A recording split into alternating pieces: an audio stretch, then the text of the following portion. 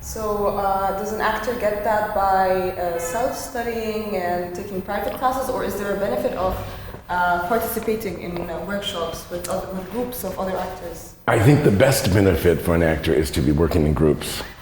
Okay. Because working in groups brings up all the issues the actor has to deal with. Working with other actors, the judgments of other actors, the perception of the judgment on them, the watching other people and learning. You know, sometimes it's very difficult to learn if it's this, I'm saying this and this and this, because there's a lot of personal stuff that comes up when people give me corrections or they give me advice. There's a lot of personal stuff that comes up about, can I do that? Am I doing it right? Did I do something wrong? Is this why you're saying? And so it's hard to hear everything. Okay. But from the point of view of sitting back and watching somebody else get told the same thing, then there's there's a sense of freedom for the actor to listen without having to have all their garbage up, you know, like, oh, is it me? And go back and go, oh, I understand that. I understand that. And then we watch other people deal with things and we say, oh, yeah, I see where they could have done that, and I see where they made a mistake. Because no matter what we say, when we're up there, the fire is entirely different. When we're up in front, the fire is entirely different, and it's hard to see. It's really hard to see what there is to learn, but watching somebody else,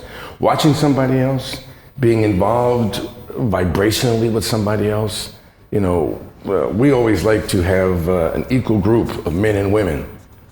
Okay, an equal group, so that there's different kinds of men, there's different kinds of women that each person has to deal with.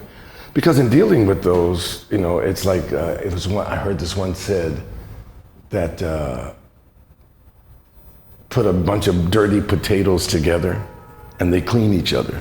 Okay, wow. Wow, because they rub off of each other. And if they're just alone, then, you know, maybe some wind might come and blow that dust off, but when they're rubbing up against each other, they get clean. You know, and it's also the function of the leader, though, to be able to create an atmosphere where that is contained, where people can be dangerous and at the same time protected and safe. Yes. You know, I tell people when they come to the workshop, I say, you know, you create the workshop. You students create the workshop, how you interact with each other. I mean, I could say a lot of things to students.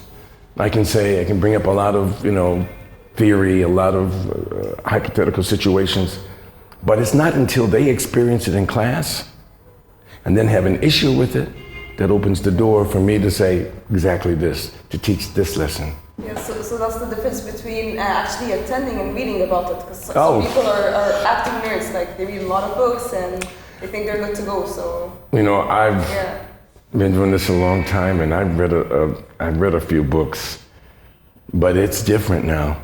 Okay. It's different reading these books after experience. It's like, oh, in this way, if the body's not activated, then it's only theoretical. And how do I go out and produce that? How do I go out and do that if I don't have the experience? You know, how do you get somebody who doesn't know how to drive a car and say, well, you read about it, now go drive. Like, yes, I can drive, but now this is coming at me, this is happening, what about this? It's like, okay, you need experience. Yes.